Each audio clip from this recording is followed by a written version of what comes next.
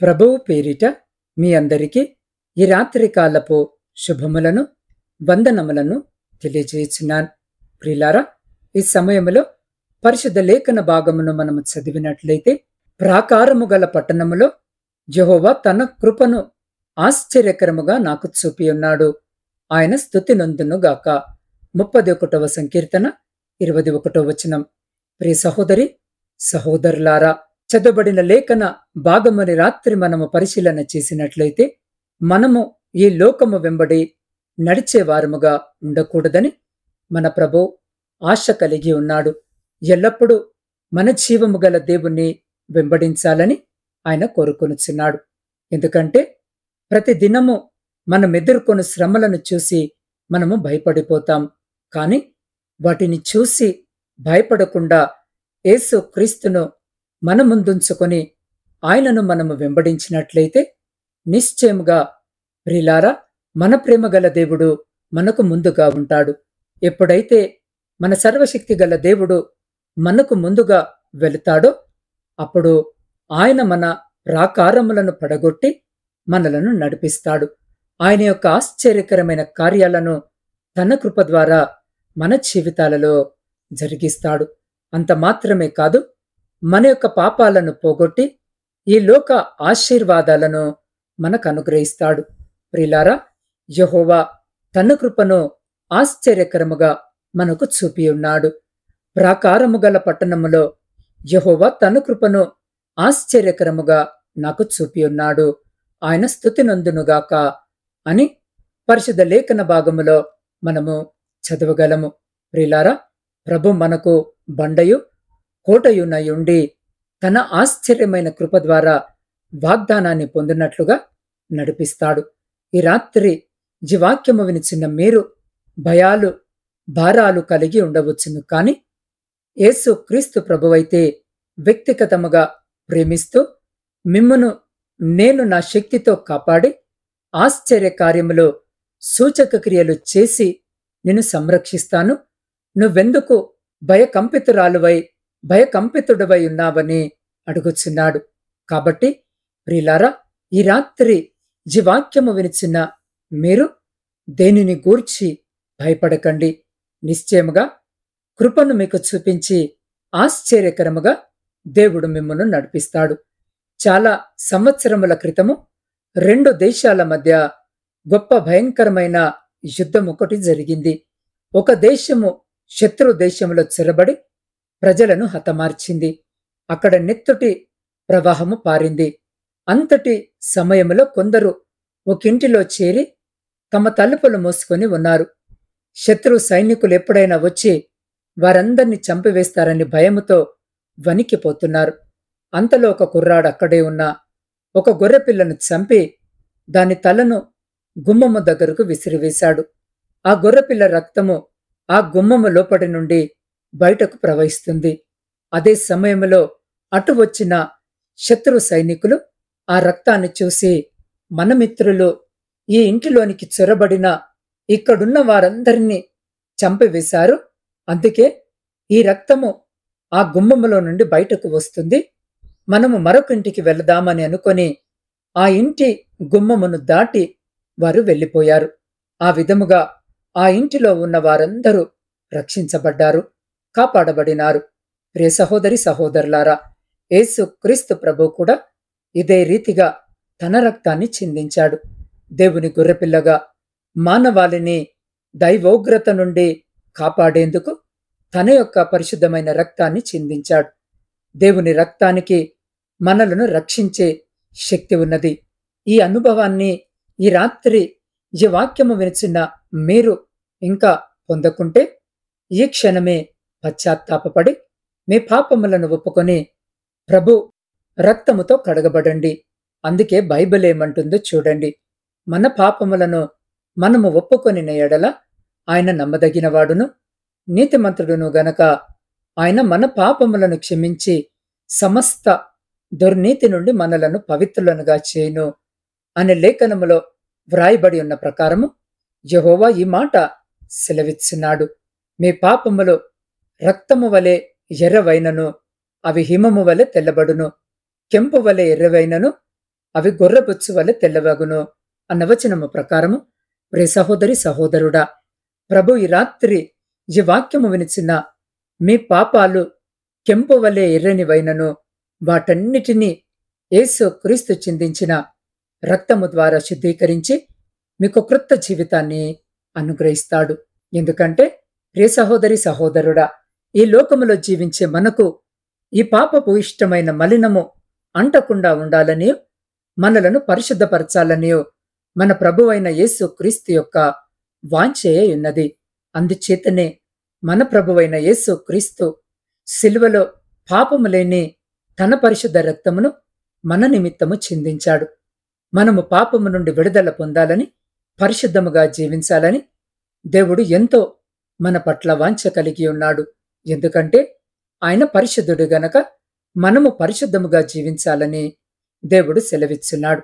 కాబట్టి ప్రియ సహోదరి సహోదరుడా, ఈ రాత్రి మన పాపాలను మన ప్రభువైన యేసు క్రీస్తు సన్నిధిలో మనం ఒప్పుకున్నట్లయితే అవి ఎటువంటివైనను సరే వాటన్నిటినీ మన దేవుడు కడిగి మనలను పవిత్రపరిచి ఆయనను స్తుతించినట్లుగా ప్రాకారములు గల పట్టణములో ఆయన తన కృపను ఆశ్చర్యకరముగా మనకు చూపిస్తాడు. కాబట్టి ప్రియ సహోదరి సహోదరుడా, ఈరోజు ఈ వాక్యము వినిచిన మీ పాపాలు దేవునికిని మీకును అడ్డుగా ఉన్నాయేమోనని ఒక్కసారి ఈ రాత్రి మిమ్మను మీరు పరీక్షించుకోండి. ఒకవేళ అలా ఉన్నట్లయితే యేసు క్రీస్తు రక్తమే మీ పాపములను కడిగి పరిశుద్ధపరచగల సమర్థత కలిగి ఉన్నది. కాబట్టి ప్రియ సహోదరి సహోదరుడా, మిమ్మను పరిశుద్ధపరచు దేవునికి మీ పాపములను ఒప్పుకొని దేవునిలో జీవించినట్లయితే అతిక్రమములను ఒప్పుకొని విడిచిపెట్టువాడు వర్ధిల్లును అని చెప్పిన విధముగా నిశ్చయముగా మన ప్రభువైన యేసు క్రీస్తు మీ పాపముల నుండి మిమ్మను తొలగించి మిమ్మను తన రక్తముతో కడిగి పవిత్రులనుగా చేసి మిమ్మను పరిశుద్ధపరిచి ఆశీర్వదించి ఇహమందును పరమందును దేవుడు మీకున్నత స్థానమునిచ్చి మిమ్మను హెచ్చిస్తాడు. కాబట్టి ప్రియ సహోదరి సహోదరుడా, ఈరోజు ఈ వాక్యము వినిచున్న మీరు ప్రభువును మీ పాపాలను క్షమించమనియో సకల దుర్నీతి నుండి మిమ్మలను పవిత్రపరచమని వేడుకుంటే వెంటనే దేవుడు మీ పాపములను తన రక్తముతో కడిగి పవిత్రపరిచి కృపాసహితమైన ఘనమైన స్వర్ణ పాత్రలనుగా రూపొందించి మిమ్మల్ని దీవిస్తాడు. అట్టి రీతిగా మన జీవితాలను సరిచేసుకున్నటకు ఈ సమయంలో ఈ వాక్యము వినిచిన మీరు నాతో పాటు కళ్ళు మూసుకొని ఒక్క నిమిషము ప్రార్థనలో ఏకీభవించినట్లయితే మనందరము కలిసి ప్రార్థించుకుందాం. పరిశుద్ధుడా, ప్రేమ నమ్మకము కలిగిన మా ప్రియ పరలోకమందున్న పరమతండ్రి, మీ శ్రేష్టమైన ఉన్నతమైన జీవము కలిగిన నామానికి స్తుతులు స్తోత్రాలు వందనాలను చెల్లించుకొనిచున్నాం. దేవాద్భుత రీతిగా మరొక మారు రాత్రి మీ లేఖన భాగము ద్వారా మీరు నాతో మాతో మాట్లాడి మా హృదయాలను తృప్తిపరిచిన మీ గొప్ప ప్రేమను బట్టి మీకే కృతజ్ఞత వందనాలను చెల్లించుకొనిచున్నాం. దేవా, సిలువలో గొర్రె పిల్లవలె మౌనముగా ఉండి మా కొరకై వధింపబడినావు. నీ అమూల్యమైన రక్తముతో మమ్మల్ని శుద్ధీకరించుము, క్రొత్త జీవితాన్ని అనుగ్రహించుము. మేమెదుర్కొన్న ప్రతి సమస్యలను పరిష్కారము చేయుటకు మాకు ముందుగా వెళ్ళుము. మా కోటగా నీవుండి నీ కృపతో మమ్మను ఆవరించుము. అపవాది అడ్డుకునే ప్రతి దీవెనను ప్రాకారములను పడగొట్టే దేవుడవు నీవు. అయ్యా, నీవు మాకు ముందుగా వెళ్ళి మమ్మను ఆశీర్వదించుము. మా అడ్డంకులను తొలగించి మాకు నీ దీవెనలిచ్చి జయ జీవితమును అనుగ్రహించుము. దేవా, ఈ రాత్రి మా పాపములు ఎటువంటివైనను సరే వాటన్నిటినీ నీ సన్నిధిలో ఒప్పుకొని విడిచిపెట్టుటకు మాలో ప్రతి బిడ్డకు సహాయం చేయము. తండ్రి, నీ కుమారుడైన యేసు క్రీస్తు రక్తము ద్వారా మా పాపములన్నిటినీ కడిగి పరిశుద్ధపరిచి మమ్మలను పవిత్రులనుగా మార్చి నీ ఆశ్చర్యకరమైన కృపను మా చుట్టూ ప్రాకారముగా ఆవరించినట్లు చేయమని నీ పాద సన్నిధిలో వేడుకొనిచున్నాం. దేవై, రాత్రికాల సమయంలో ప్రయాణాలు చేస్తున్న ప్రతి బిడ్డ ప్రయాణమును మీరు జ్ఞాపకము చేసుకోమని వేడుకొనిచున్నాం. క్షేమకరమైన ప్రయాణము బిడ్డలకు దయచేయండి. అయ్యా, వ్యవసాయదారులను జ్ఞాపకము చేసుకోండి. వారు చేస్తున్న పనంతటిని ఆశీర్వదించండి. శారీరక మానసిక బలహీనతలతో బాధపడుతున్న బిడ్డలందరికీ శీఘ్రమైన స్వస్థతను, మంచి ఆరోగ్యమును దయచేయమని వేడుకొనుచున్నాం. దేవా, గర్భఫలములు లేక కన్నీటితో ఈ రాత్రి మీ వైపు చూస్తున్న ప్రతి గర్భాన్ని ముట్టి బిడ్డలకు గర్భఫలము దయచేయమని వేడుకొనుచున్నాం. ఆర్థిక సమస్యలు, అప్పుల భారముతో కన్నీరు విడుస్తూ మీ వైపు చూస్తున్న ప్రతి బిడ్డ జీవితంలో నుండి ప్రతి ఆర్థిక భారమును కొట్టివేయమని వేడుకొనుచున్నాం. దేవ, కుటుంబ పోషణకై కుటుంబాలను వదిలి దూరదేశాలలో, దూర ప్రాంతాలలో ఉద్యోగాలు చేసుకుంటున్న ప్రతి బిడ్డను జ్ఞాపకము చేసుకుని వారి చేతుల కష్టార్జితాన్ని ఆశీర్వదించి వారిని, వారి కుటుంబాలను మీ ప్రేమ కలిగిన రెక్కల చాటున భద్రపరచమని వేడుకొనుచున్నాం. సైన్యములో ఉండి దేశాన్ని కాపాడుతున్న ప్రతి సైనికుని చుట్టూ మీ కంచె వేసి ప్రతి శత్రు, ప్రతి అపాయం నుంచి బిడ్డల్ని కాపాడి వారిని, వారి కుటుంబాలను మీ బలమైన రెక్కల చాటున భద్రపరచమని వేడుకొనుచున్నాం. దేవా, మీ సేవకుల కొరకును, సేవకురాండ్ర కొరకును, వారి పరిచర్య, వారి కుటుంబాలంతటి కొరకును ప్రార్థిస్తున్నాం. ఈ రాత్రి బిడ్డలను జ్ఞాపకము చేసుకోండి, కుటుంబాలను ఆశీర్వదించండి. మీ పరిచర్య కొరకై నా తండ్రి బిడ్డలను బలపరిచి ఏ ప్రాంతంలో మీ సువార్త పరిచర్య అందించబడట్లేదో ఆ ప్రాంతాలకు మీ బిడ్డలను నడిపించమని వేడుకొనుచున్నాం. దేవ, వృద్ధుల కొరకును, వితంతుల కొరకును, శ్రమలను అనుభవిస్తున్న ప్రతి బిడ్డ కొరకు ప్రార్థిస్తున్నాం. ఈ రాత్రి బిడ్డలను జ్ఞాపకము చేసుకోండి. దేవ, వివాహాల కొరకు సిద్ధపడుతున్న ప్రతి బిడ్డ కొరకు ప్రార్థిస్తున్నాం. వివాహాలు జరగక మీ సహాయం కొరకు మీ వైపు చూస్తున్న బిడ్డలందరినీ కూడా జ్ఞాపకము చేసుకోండి నాయన. అయ్యా, వారికి కావలసిన సహాయము దయచేయమని వేడుకొనుచున్నాం. దేవా, శాంతి సమాధానాలు లేని ప్రతి కుటుంబాన్ని జ్ఞాపకము చేసుకుని బిడ్డల మధ్య శాంతి సమాధానాన్ని కలిగించి విడిపోయిన విచ్ఛిన్నమైన ప్రతి కుటుంబమును తిరిగి మీ పరిశుద్ధ నామమున కట్టుమని వేడుకొనుచున్నాం. దేవా, సొంత గృహాల కొరకు ఆశ కలిగి మీ వైపు చూస్తున్న ప్రతి బిడ్డ జీవితంలో వారి కోరికను నెరవేర్చుమని వేడుకొనుచున్నాం.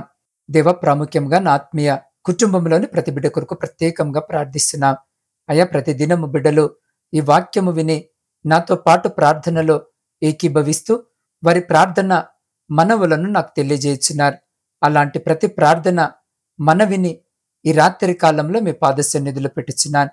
అయ్యా, దాన్ని మీరు అంగీకరించి వారి ప్రతి ప్రార్థనకు జవాబును దయచేసి అయ్యా, వారి జీవితంలో, వారి కుటుంబాలలో, వారి దాంపత్య జీవితంలో, ప్రాముఖ్యంగా వారి ఆధ్యాత్మిక జీవితంలో ఉన్న ప్రతిశోధన, ఆయాసము, దుఃఖము, లేమి, ప్రతి అంధకార సంబంధమైన శక్తులన్నిటినీ మీ పరిశుద్ధ నామమున లయపరిచి మీ ఆకాశపు వాకిళ్లను విప్పి మీ సమృద్ధికరమైన దీవెన ఆశీర్వాదాల చేత బిడ్డల జీవితాలను, కుటుంబాలను దీవించి ఆశీర్వదించి తృప్తిపరిచి మీ కృపల భద్రపరుచుకొని ముందుకు నడిపించమని సమస్త స్తుతి, ఘనత, మహిమ మీకే చెల్లించు మా రక్షకుడును మీ ప్రియకుమారుడైన యేసు క్రీస్తు సర్వ సమృద్ధి కలిగిన నామమున ప్రార్థించి స్తుతించి అడిగి పొందుకొని ఉన్నాము తండ్రి. ఆమేన్.